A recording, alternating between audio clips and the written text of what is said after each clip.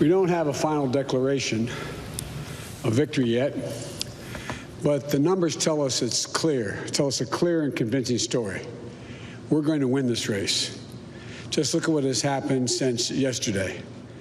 24 hours, we were behind in Georgia. Now we're ahead, and we're going to win that state. 24 hours ago, we were behind in Pennsylvania, and we are going to win Pennsylvania. And now we're ahead, but we're winning in Arizona, we're winning in Nevada, and in fact, our lead just doubled in Nevada. We're on track to over 300 electoral college votes. And look at the national numbers. We're going to win this race with a clear majority of the nation behind us. We've gotten over 74 million votes. Let me repeat that, 74 million votes.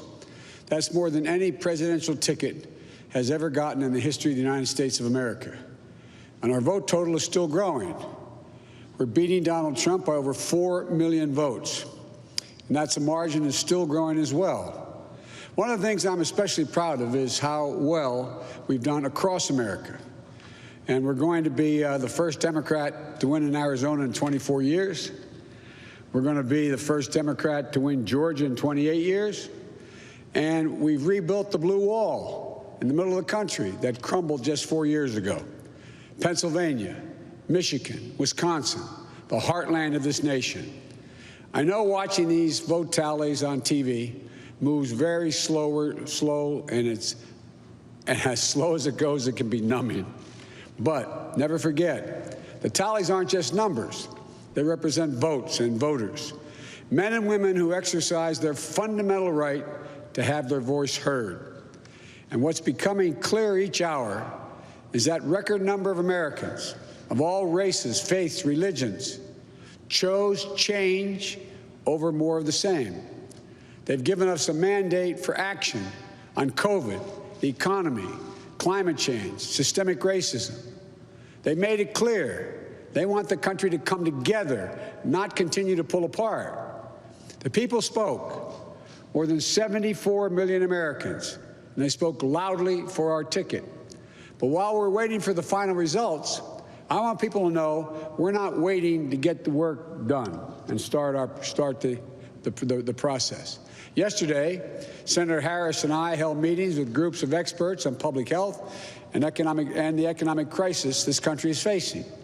The pandemic, as you also know, is getting more worrisome all across the country. Daily cases are skyrocketing, and it's now believed that we could see as many as 200,000 cases in a single day. The death toll is approaching 240,000 lives lost to this virus. That's 240,000 empty chairs, kitchen tables, and dining room tables all across America. We'll never be able to measure all that pain and the loss, the suffering that so many families have experienced. We know something about what it feels like to lose someone. And I want them to know they're not alone. Our hearts break with you. I want everyone to know on day one, we're going to put our plan to control this virus into action. We can't save any of the lives lost, any of those have been lost, but we can save a lot of lives in the months ahead. Senator Harris and I also heard yesterday about how this recovery is slowing because of the failure to get the pandemic under control. More than 20 million people are on unemployment.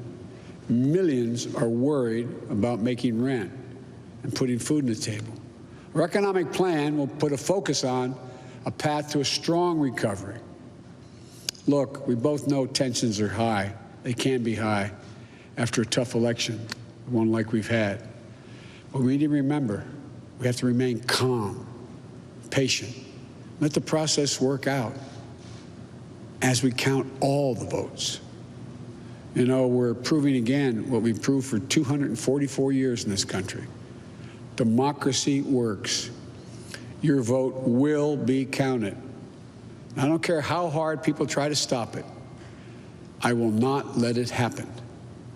The people will be heard. Our journey is toward a more perfect union, and it keeps moving on. In America, We hold strong views. We have strong disagreements, and that's okay.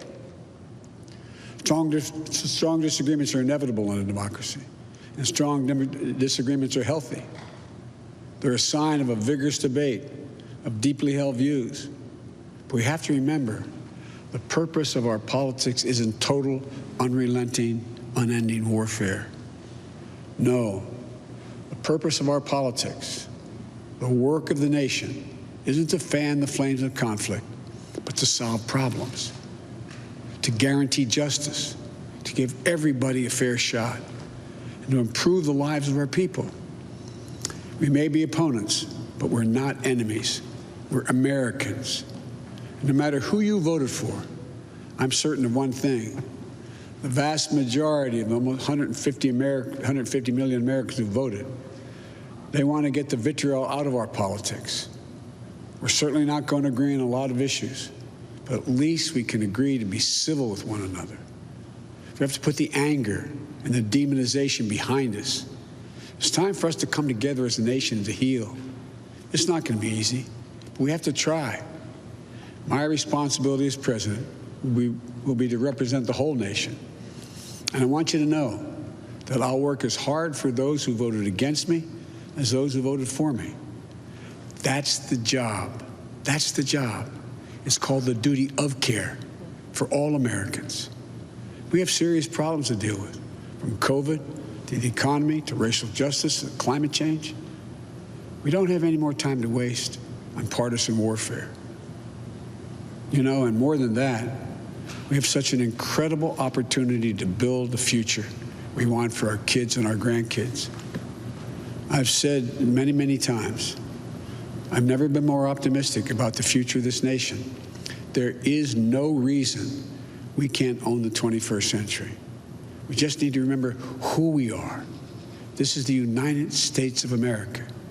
And there's never been anything we've been unable to do, unable to accomplish when we've done it together. I hope to be talking to you tomorrow. I want to thank you all, and may God bless you, and may God protect our troops. Good night. Just heard the Vice President there saying hopes to come back tomorrow. As Mary Bruce said at the top, this is not exactly the speech he was hoping to give. Instead, a brief, relatively sober speech where he made 4 key points. First, that he's very confident of victory. He said flatly that he expects to get 306 electoral votes, win 4 of the 5 states that are still remaining out there. Number 2, that we still have to be calm and patient as all the votes are counted. That's what's sacred about this democracy. He was clear on that as well. Made it very clear that his 2 top priorities as president that he's already working on, getting control of the pandemic, getting the economy moving again, and finally making a plea to get the vitriol out of our politics so that we can all come together again. Rahm Emanuel said it's not the speech. He's coming back tomorrow to give another speech, he hopes. Should he have given this one? Look, I think that all of us, the short answer is yes, because I think all of us have the same angst of this lack of closure here. You have the spiking of COVID. I think people all want some end here to something where there's a period at the end of the sentence, and you have that kind of cathartic end. So he had to give his speech. I think the back half of it is where he really wanted to go, and I would have actually, if I was writing it, would have started where he's close to ended it. This is not perfect. This is not exactly how we wanted to go, but understand what the basic tenets are and what the pieces are. I think, you know, you could argue doing it this late with unresults. Obviously, they thought at this point there'd be more clarity to it. That doesn't mean, guarantee you, we're all going to be back at the set when he decides to give the other speech and he goes over 270. So they chose, we're going to get 2 bites at the apple rather than 1. So that's what the reason I think they chose to do it. And was it a mistake? It's not a mistake. Is it the best thing that they could have done? They try to make a little lemonade out of a lemon. Yeah, listen, I think they obviously planned something that they thought was going to be different.